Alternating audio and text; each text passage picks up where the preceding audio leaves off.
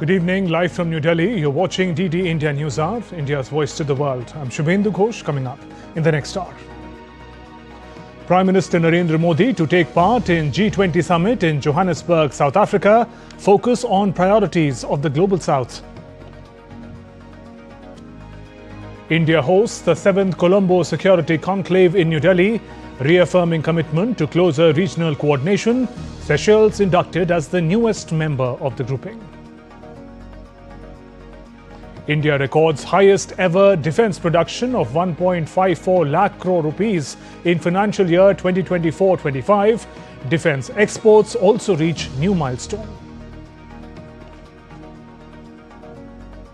The United States pushes a new peace framework for Ukraine. European leaders flag concern, say any roadmap to end the war must be shaped jointly with Ukrainians and Europeans. International Film Festival of India kickstarts in Goa with a grand parade.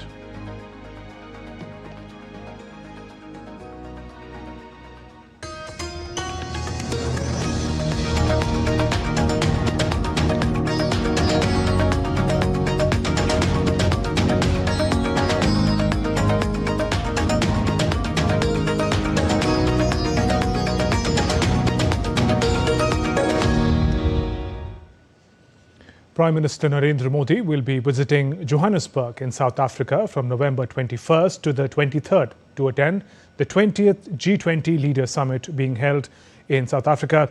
Addressing the media on Prime Minister's visit, Secretary ER at Ministry of External Affairs, Sudhakar Dalela said that this will be Prime Minister's 4th official visit to South Africa. He also highlighted the summit, which is the first G20 summit to take place on African soil, will focus on the Global South. Honorable Prime Minister Shri Narendra Modi will be visiting Johannesburg, South Africa from 21st to 23rd of November to attend the G20 Leader Summit at the invitation of President of South Africa. This will be Prime Minister's 4th official visit to South Africa, following his bilateral visit in 2016 and later for the 2 BRICS summits in 2018 and 2023. This is the first G20 summit that will be happening on African soil, and in that context will bring the spotlight on the development issues of Africa as also of the Global South. On the margins of the summit, Prime Minister is expected to hold bilateral meetings with world leaders. Will also take part in the India-Brazil-South Africa leaders meeting, calling the G20 Summit a premium forum for international economic cooperation. Sudhakar Dalela also highlighted that G20 nations represent over 85% of the global GDP. The G20 has emerged as a premium forum for international economic cooperation, as well as for discussing matters of global significance. The G20 provides an excellent opportunity for the leaders of these large economies and emerging economies, representing over 85% of global GDP and around 3/4 of the world population, to come together and discuss important issues impacting the world. The priorities identified by South Africa are aligned with those of India's G20 presidency and that of Brazil, ensuring continuity in the G20 discussions from the perspective of matters that are important to Global South. PM will be participating in the IFFI, India-Brazil-South Africa leaders meeting, as well as holding bilateral meeting with several leaders who will be present in Johannesburg. Moving on from policy to production, India's defence sector is being revamped for exports, blending strategic ambition with industrial competitiveness. The nation has recorded its highest ever defence production of 1.54 lakh crore rupees in 2024-25 with support of policies and self-reliance reforms that has been made in the past decade. India's defence sector is undergoing a powerful transformation driven by strategic ambition and industrial self-reliance. India recorded its highest ever defence production of 1.54 lakh crore rupees in 2024-25, fueled by robust domestic policies. Indigenous defence production surged 174% in FY 2023-24 from 2014-2015. The nation is now moving steadily toward its 1.75 lakh crore production target for the current fiscal. A network of 16,000 MSMEs has emerged as the backbone of this growth, strengthening India's defense capabilities from the ground up. This is backed by a decade of sustained government investment. India's defense budget has nearly tripled, from 2.53 lakh crore rupees in 2013-14 to 6.81 lakh crore rupees in 2025-26, enabling modernization, innovation, and faster procurement. The impact is global. India's defense exports have grown 23-fold in the last decade, reaching over 100 countries, including the US, France, and Armenia. By 2029, India aims to expand defense production to 3 lakh crore rupees and defense exports to 50,000 crore rupees. This rise is fueled by landmark reforms taken by government since 2014. The Defense Acquisition Procedure 2020 and Defense Procurement Manual 2025 form the backbone of a modern, efficient procurement ecosystem. Defense industrial corridors are emerging as new hubs of manufacturing excellence. India emerged as one of the most attractive destinations for defense investment with simplified licensing. 788 industrial licenses were issued to 462 companies. A domestic chip-making capability directly supports a nation's defense export potential. India's chip-making capabilities are also set to be at par with other major producers by 2032. IT Minister Ashwini Vaishnav said that 3 of India's chip facilities will start commercial production early next year. Today we already have an ecosystem developing just in 3.5 years, where production of chips is starting. Design of some of the most complex chips is now happening in India, all the way up to 2 nanometers. By 2031, 2032, in that time frame, will be equivalent to what many of these countries are at today, and then it will be a race which will be a very fair and a level playing field. Similar things will happen in other technologies also. Together, these efforts are shaping a resilient, technology-driven defense ecosystem that not only strengthens national security, but also positions India as a trusted global partner in defense manufacturing and innovation. Tripti Tripaঠি's report, DD India. And to talk about the new high in India's defense production, joining me now is retired Commodore Mukesh Bhargav, Director, Defense Innovators Industry Association. Commodore Bhargav, good evening and welcome. India recorded its highest ever defense production to the tune of 1.54 lakh crore in 24-25 fiscal. Sir, given the uncertainties in current geopolitics, how do you read the significance of this milestone? Very good evening to your viewers. I think it's a very good question that you have asked. Our defense production has been growing at a very fast pace, almost about 16 to 18% CAGR. And that has been one of the major decisions that the government took to involve a greater role of the private sector into the defense manufacturing. As you know, traditionally it was being done only by the public sector undertakings. But with the participation of the private sector, the production has really taken a big leap. That has been one of the factors. The other factors have been the government support in terms of the policy with regard to the Make in India, or as the Prime Minister calls it, Atmanirbharta in defense. And that has led to number of companies, private sector companies, who have made huge investments looking at the policy which has been aimed now for a larger participation of the private sector.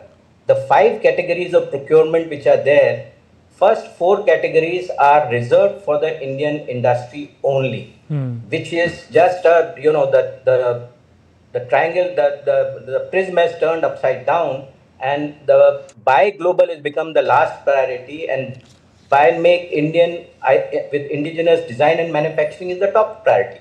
So this has been an impetus for the industry to not only invest into infrastructure, but also into R&D. And as you would well appreciate, that defense is a very peculiar sector because there are no runners-up in war. And if you have to emerge victorious over your enemy, and we have a very serious contenders on our east and the west side. So we need to have these technologies grown in-house and get the manufacturing capabilities of manufacturing these advanced systems all locally. So that is what has led to this increase of 1.5 lakh crore, which has gone into the production of defense equipment. But that is not all. We are now also exporting it to nearly 70 odd countries, and that also not just parts and components, but the full systems. So this is a complete ecosystem revamp which has happened because of the government policies promoting participation of the private sector and giving predominance to the orders priority being given to Indian companies, both public and private. Right. So you talk about the important role played by the private sector in these milestones that have been achieved. Some 16,000 MSMEs, micro, small, medium enterprises are now part of the defense ecosystem. It's interesting how smaller enterprises are playing a big role in revamp of the defense sector. And we also know that MSMEs are where the jobs are being created in the country. Yeah, so MSMEs play a very, very important role. You mentioned about 16,000 odd MSMEs, but one must understand that big companies like Larsen Kubro, Bharat Forge, and Tatas and Mahindras, they don't do everything in-house. All the orders, defense orders that are backed by these big companies, I can give the example of... So the number is even bigger, sir, of the smaller enterprises coming together. The number is even higher than that, Yeah. So almost about 65 to 70% of the work gets outsourced to the medium, small and micro enterprises. And that is what is the flow down that happens. And one must not forget that MSMEs are actually the creator of the innovations because they're not bound by the lethargy which the big companies have. And therefore, they are nimble-footed, they are able to invest, they are able to develop technologies, and they are the support to the system integrators, as the big players that we call them, to support them and then take it to the next level. And slowly and steadily, these MSMEs would also grow and one day aspire to become a system integrator themselves. So this has been a kind of a, not just a one-off, but it's creating a defense manufacturing ecosystem which starts from the MSME and lands up finally at the system integrator's doorstep, who delivers the final platform, whether it is aircraft, helicopters, ships, submarines, tanks, or the missile systems.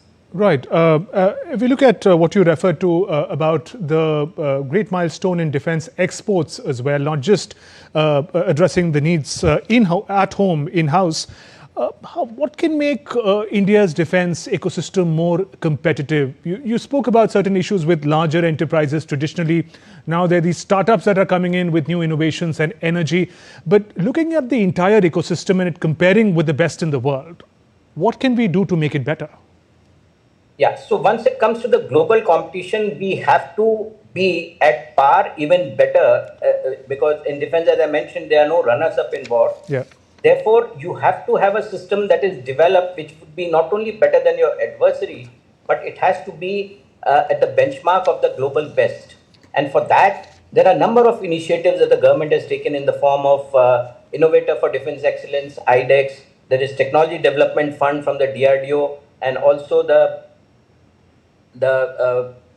funds that have been created by the government, which can support the MSMEs not only to upgrade their infra, but also to develop the path-making technologies. Now, the recent Ops Sindhu showed us the importance of how we could counter the drones attack that happened from the western border. And all those anti-drone systems were all indigenously designed and developed.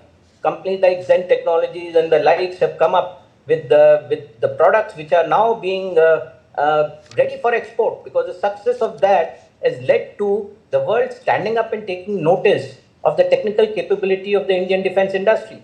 And I think Ops Sindhu has been a shop window as far as the Indian defense industry and the manufacturing capability is concerned. And companies are now getting flooded with orders for exports, which just 5 years back, while I was still in service with the company, we were trying to run pillar to post, trying to export that. Now the customer is coming to us and asking for it. So that is a change which has happened, and I think a big role is being played by not just the big system integrators, but also the MSMEs, who are the driver of innovation and the builder of the technical know-how. On that note, Commodore Mukesh Bhargav, thank you very much for joining us on the News Hour and sharing your perspective. Still to come on DD India News Hour. IAEA demands access to sensitive nuclear sites from Iran. US President Trump signs bill to release all records related to Jeffrey Epstein investigation. And Meta says all Australians under 16 will be removed from Facebook, Instagram and Threads.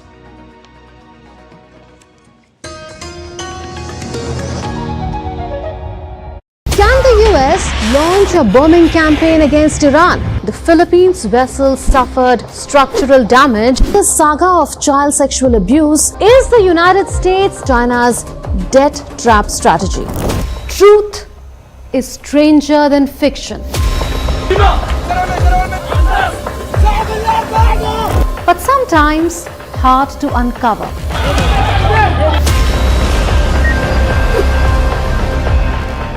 Trust us to tell the truth, unadulterated and pure, of every story that matters to you.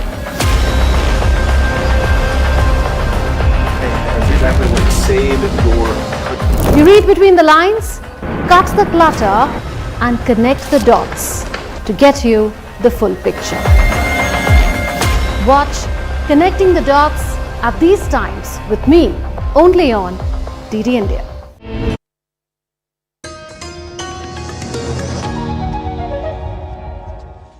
Welcome back. You're watching DD India News Hour. I'm Shubhendu Ghosh. India hosted the 7th Colombo Security Conclave in New Delhi on Thursday, bringing together key Indian Ocean partners. Seychelles was formally inducted as the newest member of the grouping. Leading discussions on regional security, India's National Security Advisor Ajit Doval called for ensuring safety, security and stability of the Indian Ocean and urged stronger maritime cooperation. The conclave reviewed progress on maritime security, counter-terror, cyber-security, disaster relief, reaffirming commitment to closer regional coordination. DD India's Nishcha Roy has more. In an era where the global south is asserting its collective voice, India is steadily emerging as both an anchor of stability and a bridge of cooperation. The 7th National Security Advisor level meeting of Colombo Security Conclave in New Delhi on Thursday brought together key Indian Ocean nations to chart a safer, stronger and more secure regional future. India's NSA Ajit Doval hosted the counterparts from Maldives, Mauritius, Sri Lanka and Bangladesh, with Malaysia as a guest. Seychelles, earlier an observer, formally became the newest member of the conclave during this meeting. I am happy that our engagements have gained momentum since the 6th NSA meeting that was held in Mauritius in December 2023. The strength and success of this august group lies in our common vision, consultations and convergence of objectives. We have been building our capacities through regular engagements across the 5 pillars of cooperation. NSA Doval welcomed the delegates and stressed the conclave's rising importance amid fast-changing global security challenges. He highlighted the need to safeguard the safety, security and stability of the Indian Ocean. The CSC has gained immense significance today in the midst of a rapidly changing and challenging global security environment. Realizing the growing import of strengthening regional partnership amongst the countries of the Indian Ocean region, we came together in 2020 to reinforce the cooperation in vital matters of security through the establishment of Colombo Security Conclave. Calling the ocean our biggest heritage, Doval urged stronger maritime cooperation among the nations connected by shared geographies and common interests. The ocean is our biggest heritage. It is the engine that propels our economies. As countries joined by shared maritime geographies, it is our responsibility to ensure the safety, security, and stability of the region. We need to shape a favorable environment to nurture an open, inclusive maritime domain anchored firmly on a rule-based order. We also need to work closely for the preservation and use of our common maritime heritage.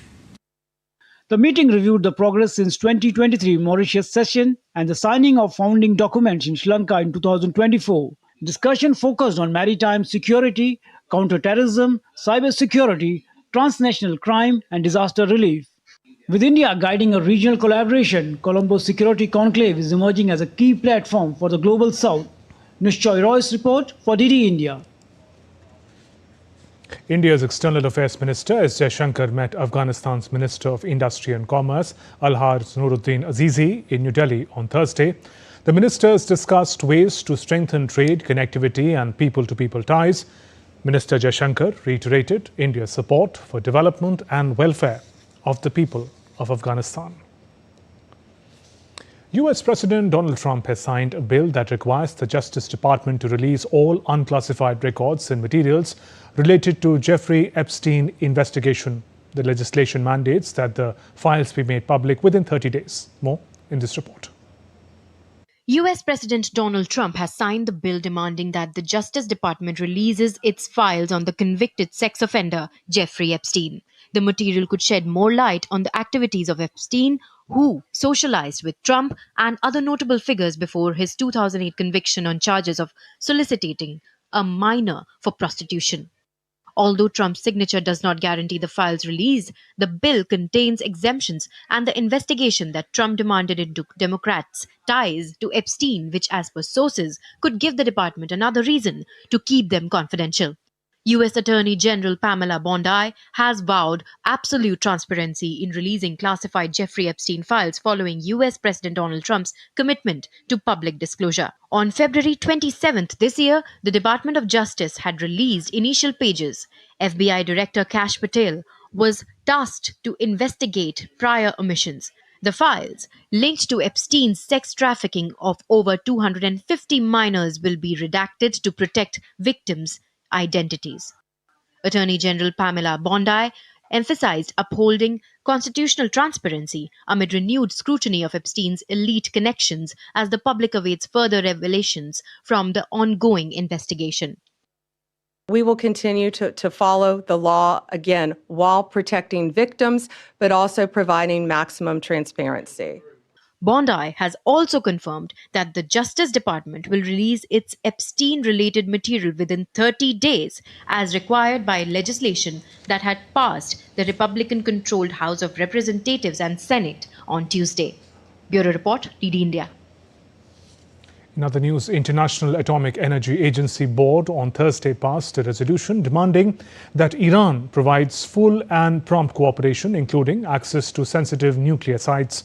The resolution proposed by the United States, Britain, France and Germany was adopted by 19 votes to 3 with 12 abstentions after IAEA Chief Rafael Grossi renewed calls for Tehran to allow inspectors into key sites, including the Natanz uranium enrichment plant and the Fordo underground complex. Tehran immediately rejected the measure. Iran's Foreign Minister Abbas Araghchi refused United Nations visits to the bomb sites, while Ambassador Reza Najafi said the resolution would have a negative impact on cooperation, calling it counterproductive and criticized it as politically motivated. The US jobless rate crept up in September, even as hiring exceeded analysts' expectations, reaching its highest level in about 4 years.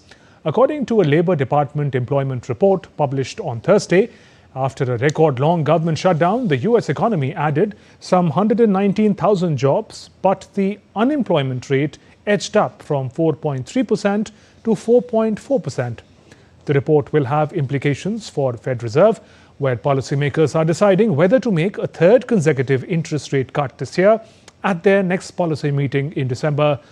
A weakening jobs market could nudge the Fed towards further rate cuts to boost the economy, but officials are also trying to keep inflation in check. Meta announced on Thursday that all Australians under 16 will be removed from Facebook, Instagram and Threads starting December 4th. This is ahead of new national laws taking effect on December 10th that require social media platforms to block underage users or face major fines. Meta says it has begun alerting users aged 13 to 15 that their accounts will soon be inaccessible and will only be restored when they turn 16. Around 500,000 accounts fall in this age group. Teens flagged incorrectly can verify their age through video selfie or official ID. Meta criticized the rules as vague and unnecessary, arguing that cutting teens off from online communities is not the solution. Australia's tough approach is drawing global attention, though experts warn enforcement may prove difficult. India's Union Commerce Minister Piyush Goyal is on a 3-day visit for high-level talks on trade, technology and investment. During his visit, the minister met CEO of Checkpoint Software, Nadav Zafrir, on Thursday. The two discussed expanding India-Israel collaboration in cybersecurity, talent development and digital innovation. Both sides explored new opportunities to strengthen long-term tech partnership. He also met CEO of IDE Technology Group, Alan Taver. They discussed IDE's ongoing operations in India and explored new opportunities for collaboration in wastewater management, desalination and sustainable technologies. The first meeting of the Project Steering Committee on India-Bhutan Rail Links project was held on Thursday in New Delhi. The meeting was co-chaired by Monu Mahavar, MEA Additional Secretary, and Karma Wangchuk, Secretary, Ministry of Infrastructure and Transport, Royal Government of Bhutan. The deliberations focused on implementation modalities of the two rail links envisaged under Project Kokrajhar Gelepu and Banarhat Samse. Also, the representatives of the Ministry of Railways as well as state governments of Assam and West Bengal participated in the meeting. Still to come on DD India Newshour. We'll talk about the difficult path to peace in Russia-Ukraine conflict.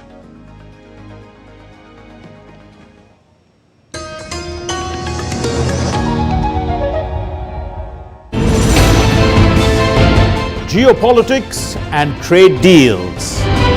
Economic challenges amid development. Hard work and the path to prosperity. It's the economy, always. Between walkers, money is what money does and says.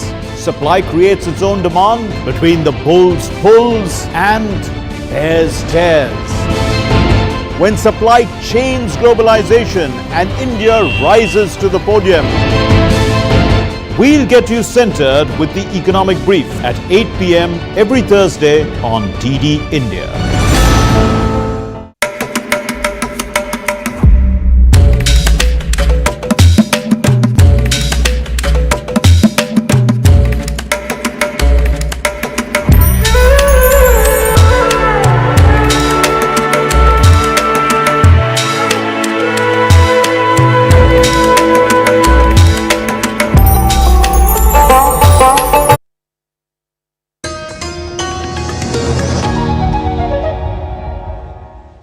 Welcome back. You're watching DD India Newshour. I'm Shubhendu Ghosh.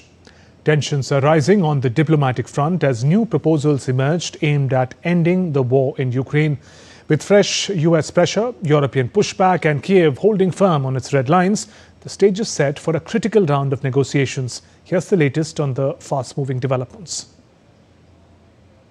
The United States is stepping up diplomatic pressure on Ukraine, but the timing and the terms are raising eyebrows in Kiev and across Europe. Sources say Washington has signaled to President Volodymyr Zelensky that Ukraine must accept a US-drafted framework to end the war. A plan that would require Kiev to give up territory, surrender some weapons, and even cut the size of its armed forces. The US wants Ukraine to agree to the key points of the proposal, but Zelensky has repeatedly rejected any deal that involves ceding land to Russia.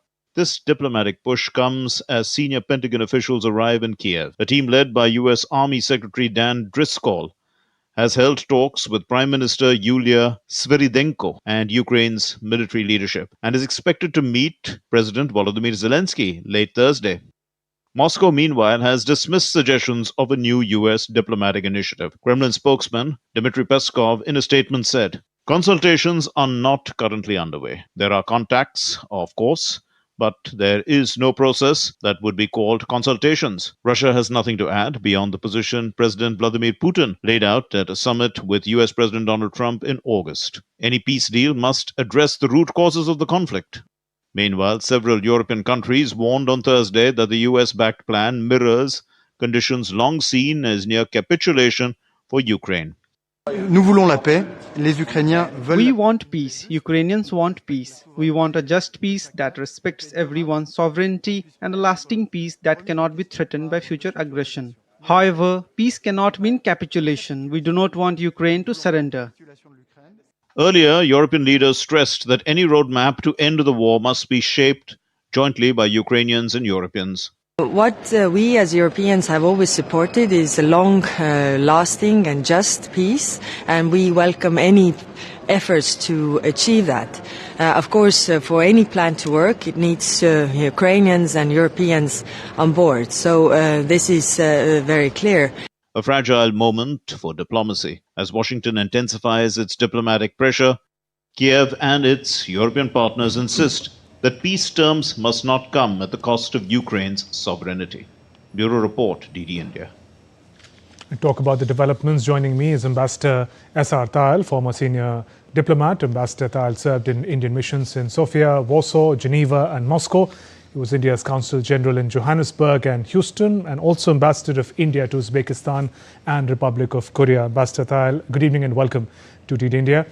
Now, while there is no official draft of the peace plan available, sir, would Ukraine be willing to consider the significant concessions that are being alluded to? In the past, President Zelensky had clearly said that territorial sovereignty was not negotiable. There are four parties to this conflict now. Russia, Ukraine are fighting it out, but behind them are also European Union or NATO minus US, and of course the United States as a separate entity. Whatever this 24-point plan supposedly contains, at the behest of basically American negotiators. Now even Russia has said that they are not completely in agreement with that, or it was not a part of some negotiations with them. But that seems to be the only realistic way if this war is to end in some kind of a ceasefire, at least, if not a total agreement. Because the way things are, it is 3 years are passed, and Russia, whatever its stated objectives are, it has not been able to achieve. The winter is coming, so the the lines will become more static. So till when will that keep on fighting? Ukraine has the will, it is the weaker party, but it has shown tremendous will to fight on, and it is supported by the European Union and of course NATO minus US. So if the financial resources of Europe continue to back President Zelensky and Ukrainian people are willing to continue to lay down their blood and their lives, then this war will go on, and it can go on indefinitely. So that is one possibility, but whatever President Trump's advisors or have put on the table is perhaps the only way out. I think this is a realistic way out, so that the bloodshed is stopped and some kind of an armistice is there, or some kind of cessation of hostilities is there. And ultimately, as President Trump has said repeatedly, Ukraine cannot defeat Russia. So Ukraine will ultimately have to make some territorial concessions. Why they, in what way they are called, how are they worded, will they be permanent or temporary? All this is a part of negotiations, as Prime Minister Modi has repeatedly said. This is only diplomacy, and dialogue is the way. So there has to be some kind of a dialogue, and whatever these 24 points are, because they are not yet in public domain, some kind of a sketch of a series of actions and statements has come that perhaps it will be a drawn out process with some actions on both sides, but at least there is some piece of paper to work on, and perhaps it will take a lot of time, but there must be negotiations, and whatever is the piece of paper or 24 points which have been drafted by the American interlocutors. Ambassador Tayal, the American side does refer to tough concessions to be made on both sides, Ukraine and Russia. Given the present situation, to what extent has Russia been able to achieve the objectives with which President Putin entered into this conflict? Putin's advisor said that President Putin, of course, has repeatedly said that the root causes must be addressed. And the root causes are two: security of Russia and welfare of the Russian-speaking people in Ukraine. Now, so the security would mean that Ukraine does not join NATO and it does not arm itself so much that it can pose a threat to Russia. All these things are very vague and very negotiable. But ultimately, any war will end either in the total defeat of one side or some kind of a compromise where both sides will have to give and take. But at present it seems that, of course, it is very clear that neither Ukraine can defeat Russia, and Russia, despite its efforts, full efforts, has not been able to really defeat Ukraine. So the war is likely to drag on, and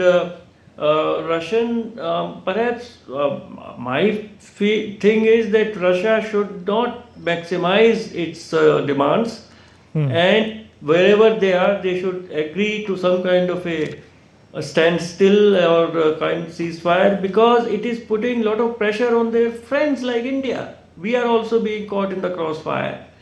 And otherwise this war will just go on with no victory either to Russia or to Ukraine. I mean, tremendous loss of life and property and damage to the entire international community's peace and prosperity. Right. And sir, finally, how much influence are European leaders likely to have in Trump's peace plan?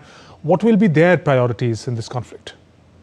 Their statements have been very clear that they will not let Ukraine's sovereignty to be harmed in any way. That really means that they are urging Ukraine to fight on. Now today a report has come that 1,000 bodies of unfortunate Ukrainians have been returned by Russia to Ukraine, 1,000 young Ukrainians. So how long can Ukraine fight? It is of course for President Zelensky and his cabinet and the people of Ukraine to decide. But Europe, in my view, is fighting a war with Russia with the blood of Ukraine, but it is for the people of Ukraine to decide how far will they go with this, which does not have any end in sight. How can Ukraine defeat Russia? It is unimaginable. It is unthinkable. So what are they fighting for? And there has to be some kind of give and take, and only then this bloodshed will stop. But European Union is in no mood to compromise, and as long as they continue to finance and continue to buy arms from United States to supply to Ukraine, then this war will go on, and there is no end in sight. And then President Trump will also not be able to pressurize either Russia or the European Union to come to a compromise or some kind of at least cessation of hostilities before negotiations go on. On that note, Ambassador S.R. Tayal, thank you very much for joining us on NewsHour, sharing your perspective. In a breakthrough, the National Investigation Agency NIA has arrested 4 more prime accused in the November 10th blast outside Delhi's Red Fort, taking the total arrest in the case to 6. The latest arrests were made in Srinagar on production of warrants from Patiala House Court. The accused have been identified as Dr. Muzammil Shakil Ganai of Pulwama, Dr. Adil Ahmed Radha of Anantnag, Dr. Shaheen Saeed of Lucknow, Mufti Irfan Ahmed Wage of Shopia. Earlier, the agency had arrested 2 others, Amir Rashid Ali in whose name an explosive-laden car was registered, and Jasir Bilal Wani, who allegedly provided technical support for the attack. The curtain raiser press conference for the 4th edition of Indian Navy's Naval Innovation and Indigenization Organization Seminar, Swamlambhan 2025, took place in New Delhi on Thursday. Highlighting key features of Swamlambhan 2025, scheduled for 25-26 November at the Manekshaw Centre in Delhi, Vice Chief of the Naval Staff, Admiral Sanjay Vatsan, said the event will showcase Navy's innovation and indigenization efforts, along with contributions from the industry, focusing on tech advances to strengthen the national defence. Janata Dal United Chief Nitish Kumar took oath as the Chief Minister of Eastern Indian state of Bihar for a record 10th time on Thursday. The swearing-in ceremony took place at capital Patna's historic Gandhi Maidan, which has hosted his inauguration in 2005, 2010 and 2015. Prime Minister Narendra Modi, Union Home Minister Amit Shah and other prominent leaders of the NDA attended the swearing-in ceremony in Patna. Nitish Kumar was first elected as the leader of the JDU legislature party during the meeting with new MLAs held at his official residence in Patna. He was also unanimously elected as the leader of the National Democratic Alliance or NDA legislature party ahead of the formation of new government under his leadership in the state on Thursday.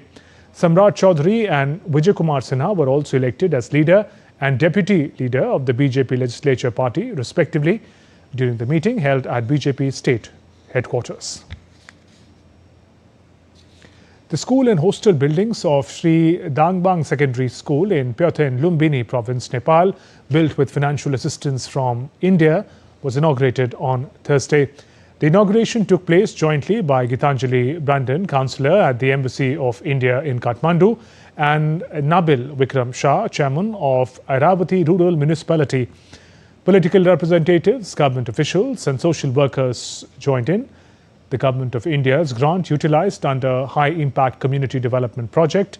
The school offers classes from early childhood development playgroup to grade 10 for 234 students. Nearly 60% of them are girls. Stakeholders expressed confidence that the new infrastructure will help improve access to quality education in rural Nepal. Still to come on DD India Newshour. Highly anticipated 2025-26 Ashes series begins on Friday with rivals Australia and England locking horns in the first test. Updates from Deaflympics games in Tokyo.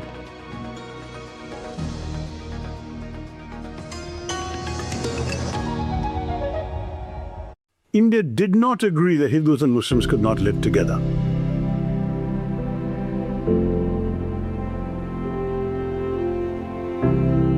This was a birth of a country or two countries, but it was a birth that was also an abortion, because you were literally killing this country that was being born at that point.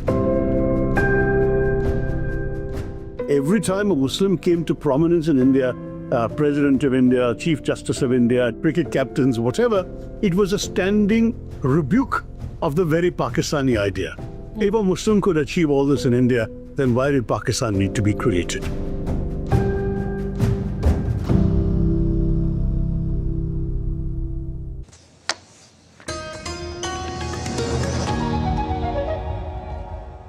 You're watching DD India Newshour. I'm Shubhendu Ghosh. 56th edition of IFFI kicked off with its first ever cultural parade that brought together the world of cinema under one roof. Up next is an exclusive report from Goa on IFFI's opening day by DD India's Deepika Mahato.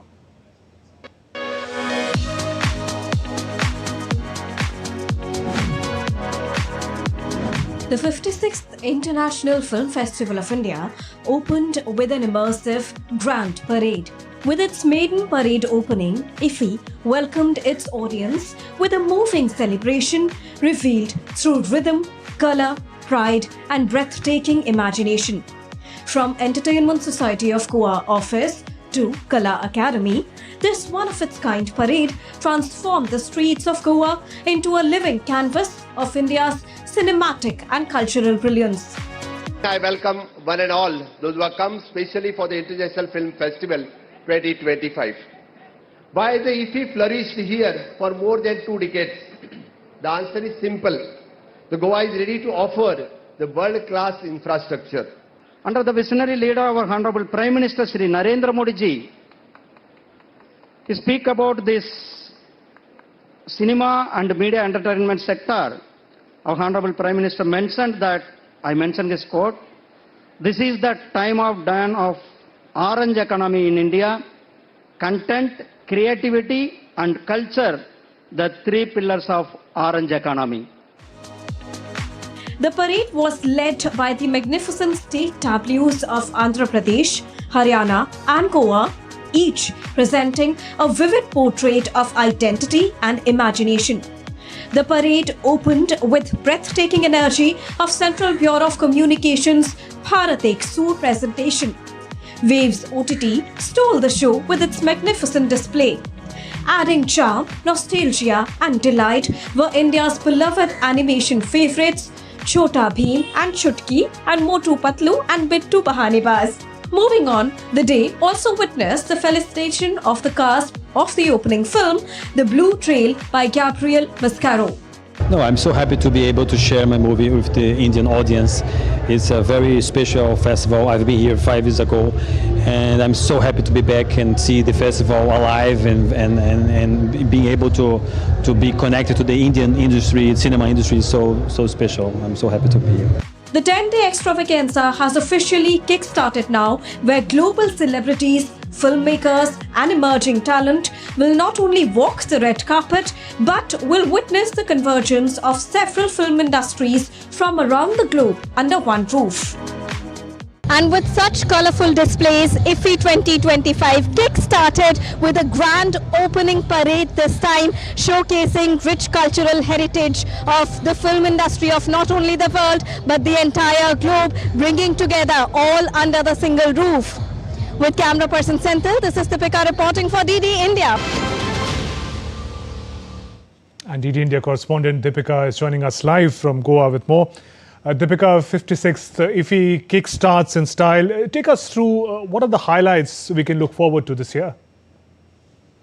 Good evening, Shubhendu. Yes, the 56th edition of International Film Festival of India kick-started in great style, and in a first, it started with a parade instead of a full-fledged opening ceremony.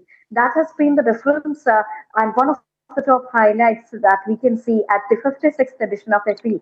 Apart from that, when we talk about the other highlights, another important highlight is the Waves Film Bazaar. While this is the 19th edition of Film Bazaar, it is now elaborated to a much larger arrangement with the amalgamation of waves along with it.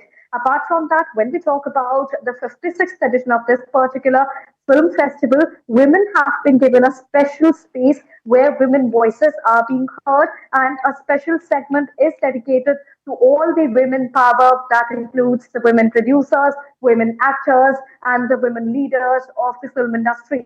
Apart from that, as always, Creative Minds of Tomorrow 48 Hours Challenge is also there for the young minds who can shape up their brains and share their thought processes with the experienced people here who have come across from the entire globe under the single roof and under the banner of IFFI at Goa.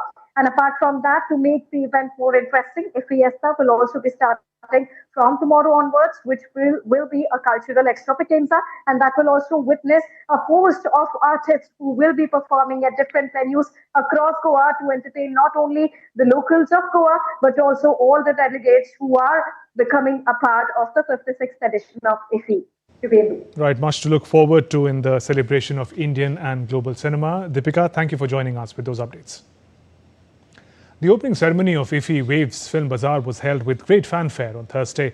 Event attended by many dignitaries, including Minister of State for Ministry of Information and Broadcasting, Dr. L. Murugan, Secretary Sanjay Jaju, filmmaker Shekhar Kapoor, Anupam Kher, guest of honor from Republic of Korea, Ms. Jae-Won Kim, and many others. Waves Film Bazaar is India's premier film market, offering co-production opportunities and networking. Addressing the occasion, Minister Dr. Murugan quoted Prime Minister Modi's vision regarding Waves Film Bazaar, saying that this year's bazaar will have many engaging activities while serving as a bridge between India and the world. In this 19th edition of Waves Film Bazaar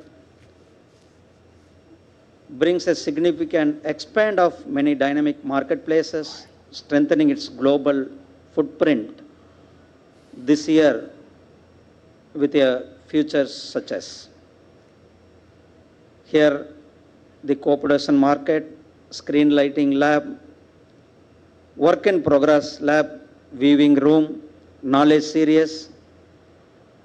So various activities are going to take place from today onwards up to 24th of this month, this Waves Bazaar.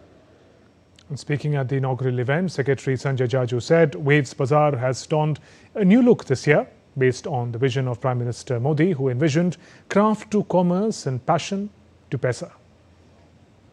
IFFI has for decades been India's flagship celebration of cinema, bringing together world cinema and Indian cinema on one platform and showcasing the best of storytelling from across the globe.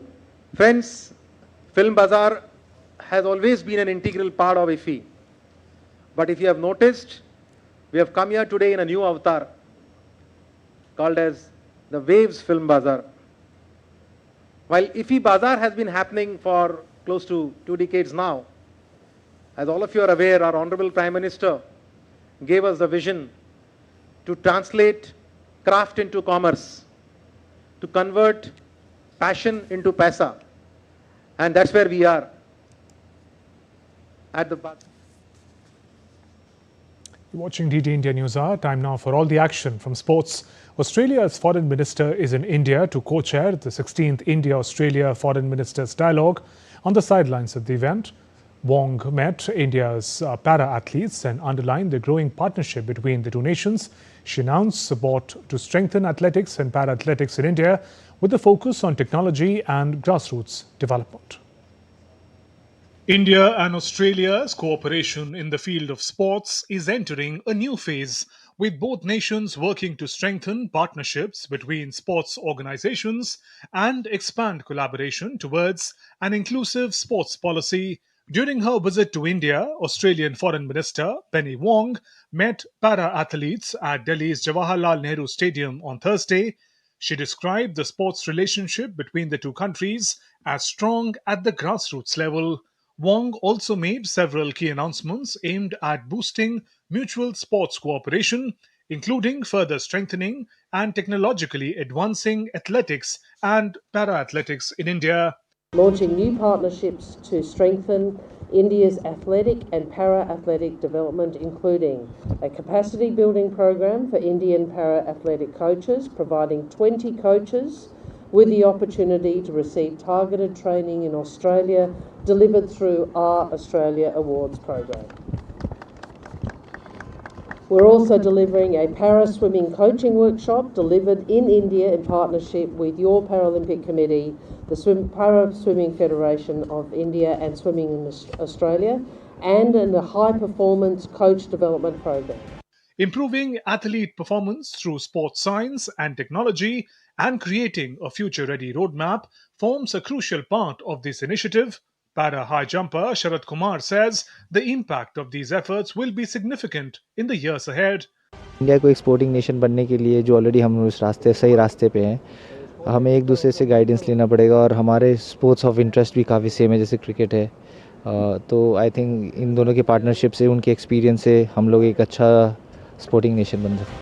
From cricket grounds to kabaddi arenas, from coaching academies to high-tech sports labs, India-Australia sports ties continue to evolve. This latest initiative is expected to inject fresh momentum into the relationship, placing India even more prominently on the global sports map. Gaurav Kumar's report for DD India. The highly anticipated 2025-26 Ashes series is set to begin on Friday, with Australia and England set to face one another in Perth for the first test. The Australian conditions will provide the sternest test yet for the visiting England and its aggressive brand of cricket. England faced a 0-4 drubbing on its last visit down under, which eventually forced the side to transition into its current version.